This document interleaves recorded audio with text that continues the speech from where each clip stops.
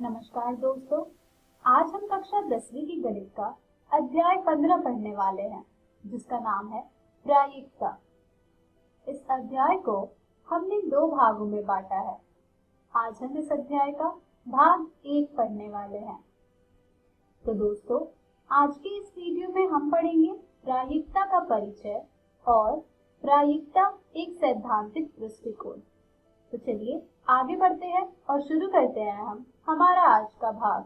तो दोस्तों, जैसा कि आप सब जानते हैं, परिचय में हम यह जानते हैं कि प्रायिकता होती क्या है।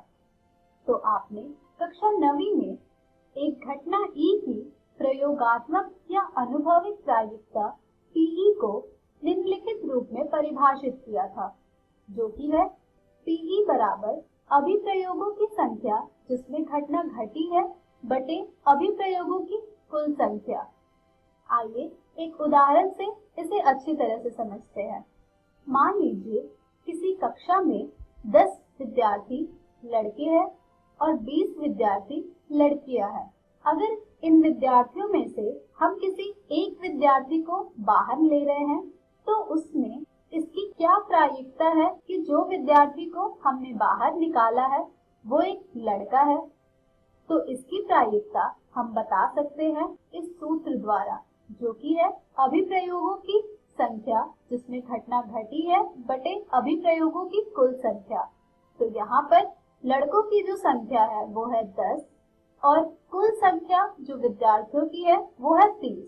तो जब आप 10 बटे 30 करेंगे तो आपको प्राप्त होगा 1 बटे 3। तो यहाँ पर जो प्रायिकता है कि उस एक विद्यार्थी को जिसे हमने बाहर निकाला है वो लड़का है, उसकी प्रायिकता 1 बटे 3 है। अगर इसी उदाहरण में अब हम यह प्रश्न पूछें कि इसकी क्या प्रायिकता है कि हमने जो विद्यार्थी को बाहर निकाला है वो एक लड़की है, इसकी प्रायिकता भी हम इस सूत्र का प्रयोग करके आसानी से बता सकते हैं, जो कि है अभिप्रयोगों की संख्या जिसमें घटना घटी है बटे अभिप्रयोगों की कुल संख्या। तो यहाँ पर लड़कियों की जो संख्या है वो है 20 और जो कुल संख्या है विद्यार्थियों की वो है 30। तो जब आप 20 बटे 30 को हल करेंगे तो आपको प्राप्त होगा 2 बटे 3 और यहाँ पर इस पूछे गए प्रश्न की प्रायिकता भी 2 बटे 3 होगी। चलिए अब हम प्रायिकता पर आधारित कुछ महत्वपूर्ण बिंदुओं के बारे में चर्चा करेंगे। प्रायिकता के कुछ महत्वपूर्ण बिंदुएं हैं। प्रत्येक घटना की प्रायिकता 0 से 1 के बीच होती है। अभी अभी आपने जो उदाहरण देखा था उसमें भी जो घटना की प्रायिकता थी वो 0 से 1 के बीच में हमें प्राप्त हुई थी। तो यहाँ पर प्रायिकता में हम यह ध्यान रखेंगे कि हमारी घटना की जो भी प्रायिकता आएगी वो 0 से 1 के बीच ही आएगी। चलिए अब हम पढ़ते हैं हमारे अगले बिंदु की ओर, जो कि है सभी प्रायिकताओं का योगफल 1 होता है, यानी कि Pe1 योग Pe2 योग Pe3 और इसी प्रकार से Pe(n) बराबर होगा 1 के। आइए एक उदाहरण से इसे समझते हैं। मान लीजिए कि हमने एक पासा उछाला है और उसमें 1 अंक, 2 अंक, 3 अंक, 4 अंक, 5 अंक और 6 अंक आने की प्रायिकता जो हमें प्राप्त हुई है वो है 1 बटे 6। तो जब आप इन सभी प्रायिकताओं का योग करेंगे तो आपको प्राप्त होगा 1 और यही थी हमारी एक महत्वपूर्ण बिंदु कि सभी प्रायिकताओं का योगफल 1 होता है। चलिए अब हम बढ़ते हैं हमारे अगले महत्वपूर्ण बिंदु की ओर, जो कि है घटना ई तथा ई नहीं, जिसे हम सूचित करते हैं ई पर दंड का चिन्ह लगाकर परस्पर पूरक घटनाएं हैं। तो यहाँ से हमें प्राप्त होता है कि किसी घटना ई की प्रायिकता योग किसी घटना ई नहीं की प्रायिकता बराबर होगी 1 से। अर्थात अगर हमें प्रायिकता ज्ञात करनी है किसी घटना ई नहीं की, तो वो हम ज्ञात कर सकते हैं 1 घटा प्रायिकता घटना ई को हल करके। तो यहाँ से हमें प्राप्त हुआ कि घटना ई नहीं को निरूपित करने वाली घटना ई दंड घटना ई की पूरक घटना कहलाती है। चलिए अब हम चर्चा कर लेते हैं असंभव घटना और संभव घटना के बारे में। वह घटना जिसका घटित होना असंभव है, उस घटना को हम कहते हैं असंभव घटना। आइए एक उदाहरण देखते हैं। मान लीजिए कि हमने एक पासा को फेंका। अब उस पासे में 8 अंक आने की प्रायिकता क्या होगी? जाहिर सी बात है कि पासे में केवल 6 अंक होते हैं, 8 अंक होता नहीं है, इसलिए यह एक असंभव घटना है। इसी प्रकार से अब हम जानेंगे कि एक निश्चित घटना क्या होती है। निश्चित घटना वह घटना होती है जिसका घटित होना निश्चित है। अब अगर मैं आपसे ये पूछूं कि पासे में 7 अंक से छोटी संख्या आने की प्रायिकता क्या होगी? अब जाहिर सी बात है कि पासे में सभी अंक 7 से छोटे हैं, तो इसकी प्रायिकता 1 आएगी। तो यहाँ से हमें ये भी पता लग रहा है कि किसी निश्चित घटना के होने की प्रायिकता 1 होती है और किसी अनिश्चित अर्थात असंभव घटना होने की प्रायिकता 0 होती है। तो ये थे प्रायिकता पर आधारित कुछ महत्वपूर्ण बिंदु। चलिए अब हम बढ़ते हैं प्रायिकता एक सैद्धांतिक दृष्टिकोण की ओर। यहाँ पर हम अब उदाहरण का प्रयोग करके प्रायिकता को और अच्छी तरह से जानेंगे। स्क्रीन पर आपको एक तस्वीर दिख रही है जिसमें कि एक दरवाजे में आपको भीड़ दिख रहा होगा। तो यहाँ पर अगर मैं आपसे ये पूछूं दरवाजे पर भीड़ की होने की प्रायिकता क्या है, तो इसे आप किस प्रकार से बता पाएंगे? इसे भी आप उस सूत्र का प्रयोग करके बता सकते हैं जो कि होता है E के अनुकूल परिणामों की संख्या बटे सभी संभव परिणामों की संख्या। तो यहाँ पर हमारे किसी घटना के अनुकूल परिणामों की संख्या है 1 और सभी संभव परिणामों की संख्या है 3। तो यहाँ से हमें जो इस घटना की प्रायिकता प्राप्त होगी वो हो जाएगा 1/3। चलिए अब हम बढ़ते हैं दूसरे उदाहरण की ओर। दूसरे उदाहरण में जैसा कि आपको दिख रहा होगा स्क्रीन पर कि एक बैट से 3 रंग की गेंद निकल रही है, हरी, नीली और लाल। हरे रंग की गेंद है यहाँ पर 5, नीले रंग की गेंद है यहाँ पर 4 और लाल रंग की गेंद है यहाँ पर 3। इस उदाहरण में हमने हरे रंग की गेंद को मान लिया है E1 जो कि है 5, नीले रंग की गेंद को मान लिया है E2 जो कि है 4 और लाल रंग की गेंद को मान लिया है E3 जो कि है 3। अब अगर यहाँ पर यह प्रश्न पूछा जाता है कि हरे रंग की गेंद प्राप्त करने की प्रायिकता क्या होगी, तो इसे हम किस प्रकार से ज्ञात करेंगे? इसे भी हम प्रायिकता के सूत्र द्वारा ज्ञात करेंगे जो कि होती है घटना E1 के अनुकूल परिणामों की संख्या बटे सभी संभव परिणामों की संख्या से। तो यहाँ पर हमारी घटना के अनुकूल परिणामों की संख्या है 5 और सभी संभव परिणामों की संख्या है 12। तो यहाँ पर जो प्रायिकता हमें प्राप्त होगी हरे रंग की गेंद की वो हो जाएगा 5/12। इसी प्रकार से अगर मैं आपसे यह प्रश्न पूछूं कि नीले रंग की गेंद प्राप्त करने की प्रायिकता क्या होगी, तो वो भी आप इन्हीं सूत्र के द्वारा बता सकते हैं। उस सूत्र के द्वारा यहाँ पर प्रायिकता हो जाएगी नीले रंग की गेंद की 4/12 अर्थात 1/3। और इसी प्रकार से जब आप लाल रंग की गेंद की प्रायिकता प्राप्त करेंगे तो आपको प्राप्त होगा 3/12 अर्थात 1/4। तो इस तरह से आप पूछे गए प्रश्नों की प्रायिकता ज्ञात कर सकते हैं प्रायिकता के सूत्र का प्रयोग करके और इसे अच्छी तरह से समझ करके। चलिए अब इस पर आधारित कुछ और प्रश्न देखते हैं। अगर मान लीजिए यहाँ पर आपसे यह पूछा जाए कि हरे रंग की गेंद ना आने की प्रायिकता क्या होगी, तो इसे आप किस प्रकार से ज्ञात करेंगे? इसे भी आप ज्ञात कर सकते हैं सूत्र का प्रयोग करके जो कि होती है 1 घटा हरे रंग की गेंद आने की प्रायिकता को हल करके। तो यहाँ पर हरे रंग की गेंद आने की प्रायिकता थी 5/12। तो यहाँ पर सूत्र में जब हमने यह प्रतिस्थापित किया तो हमें प्राप्त हो रहा है 1 घटा 5/12, जिसे हम हल करेंगे तो हमें प्राप्त हो जाएगा 7/12। तो इस प्रकार से हम यहाँ पर ज्ञात कर सकते हैं कि हरे रंग की गेंद ना आने की प्रायिकता क्या होगी।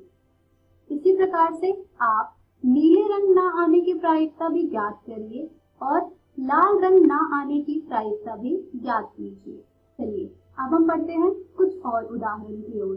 अब हम उदाहरण लेंगे पासे का। पासे में जैसे कि आप सब जानते हैं, आपको जो संख्या प्राप्त होती है वो होती है 1, 2, 3, 4, 5 और 6। यहाँ पर अगर मैं आपसे ये पूछूं कि संख्या 1 आने की प्रायिकता इस पासे में क्या होगी, तो ये आप किस प्रकार से बता पाएंगे? ये भी आप उस सूत्र का प्रयोग करके आसानी से बता सकते हैं। तो यहाँ पर संख्या 1 आने की अनुकूल परिणाम है 1 और यहाँ पर संभव परिणाम है 6। तो यहाँ पर 1 आने की प्रायिकता हमें प्राप्त होगी 1/6। इसी प्रकार से 2 आने की प्रायिकता भी हमें प्राप्त होगी 1/6। इसी प्रकार से 3, 4, 5 और 6 आने की प्रायिकता भी हमें प्राप्त होगी 1/6। चलिए अब हम यह जानेंगे कि पासे में सम संख्या आने की प्रायिकता क्या होगी। तो जैसा कि आप सब जानते हैं, पासे में सम संख्या जो हमें प्राप्त होती है वो है 2, 4 और 6, यानी कि 3 अनुकूल परिणाम हैं इसके और कुल संभव परिणाम है यहाँ पर 6। तो यहाँ से हमें जो प्रायिकता प्राप्त हो रही है सम संख्या की वो है 3/6, जिसे आप और हल करेंगे तो आपको प्राप्त होगा 1/2। इसी प्रकार से जब हम यह ज्ञात करेंगे कि विषम संख्या आने की प्रायिकता क्या होगी, तो वो भी आ जाएगा हमारा 1/2, क्योंकि पासे में जो हमें विषम संख्या प्राप्त होती है वो है 1, 3 और 5, यानी कि इसके भी 3 अनुकूल परिणाम है और कुल परिणाम है 6, जिसे आप हल करेंगे तो आपको प्राप्त होगा 1/2। अब अगर यहाँ पर मैं आपसे यह प्रश्न पूछूं कि पासे में किसी अभाज्य संख्या आने की प्रायिकता क्या होगी, तो पासे में किसी अभाज्य संख्या आने की प्रायिकता होगी 3/6, यानी कि 1/2। पासे में जो अभाज्य संख्या है वो है 2, 3 और 5, यानी कि 3 अनुकूल परिणाम है और कुल संभव परिणाम है यहाँ पर 6, जिसे आप हल करेंगे तो आपको प्राप्त होगा 1/2। तो ये थे पासे पर आधारित कुछ प्रश्न।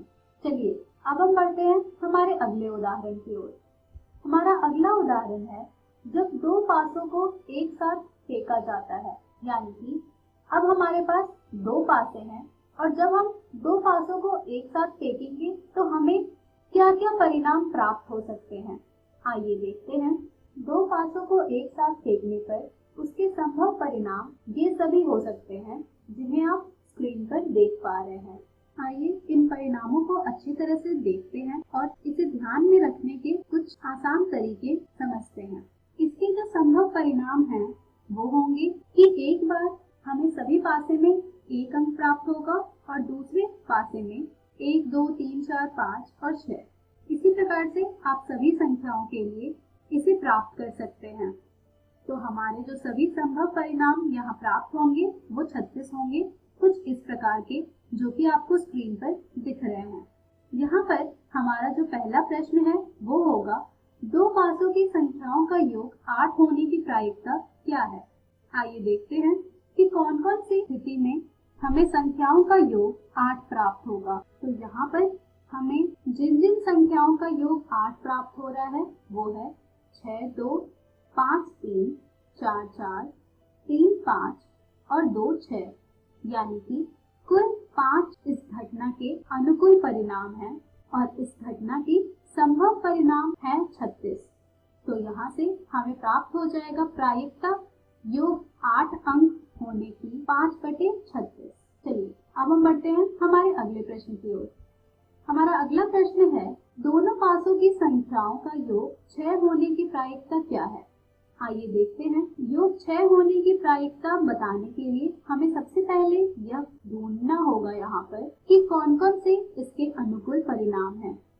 तो जो अनुकूल परिणाम हमें प्राप्त हो रहे हैं वो है 5, 1, 4, 2, 3, 3, 2, 4, 1, 5, तो यहाँ पर कुल 5 अनुकूल परिणाम है संख्याओं का योग 6 होने के, और कुल संभव परिणाम है यहाँ पर 36। तो यहाँ से हमें जो प्रायिकता प्राप्त हो रही है योग 6 होने की, वो है 5/36। चलिए अब हम बढ़ते हैं हमारे अगले प्रश्न की ओर, जिसमें हमें ये बताना है कि कम से कम 3 आने की प्रायिकता क्या होगी। कम से कम 3 यानी कि कितने परिणाम ऐसे होंगे जिनमें 3 आ ही रहा होगा। तो वो परिणाम है 3-1, 3-2, 3-3, 3-4, 3-5, 3-6, 1-3, 2-3, 3-3, 4-3, 5-3 और 6-3, यानी कि कम से कम 1-3 आने की प्रायिकता जो हमें यहाँ पर प्राप्त हो रही है वो है 11/36। 11 है यहाँ कम से कम 3 आने की अनुकूल परिणाम, और यहाँ हमारा संभव कुल परिणाम था 36, जिससे कि कम से कम 3 आने की प्रायिकता हमें प्राप्त हुई है 11/36। तो इस तरह आप 2 पासों पर आधारित प्रश्न को भी आसानी से हल कर सकते हैं। अब हम सिक्कों पर आधारित उदाहरण हमारी अगली वीडियो में जानेंगे। तब तक के लिए आप इस तरह के प्रश्नों को हल कीजिए। तो दोस्तों, आज के इस वीडियो में हमने सीखा प्रायिकता का परिचय और प्रायिकता एक सैद्धांतिक दृष्टिकोण पर आधारित कुछ उदाहरण। हम हमारी अगली वीडियो में भी कुछ उदाहरण और देखेंगे प्रायिकता एक सैद्धांतिक दृष्टिकोण पर आधारित। तब तक के लिए इन सभी उदाहरण जो कि आपने इस वीडियो में सीखा है उस पर प्रश्न हल कर सकते हैं। धन्यवाद।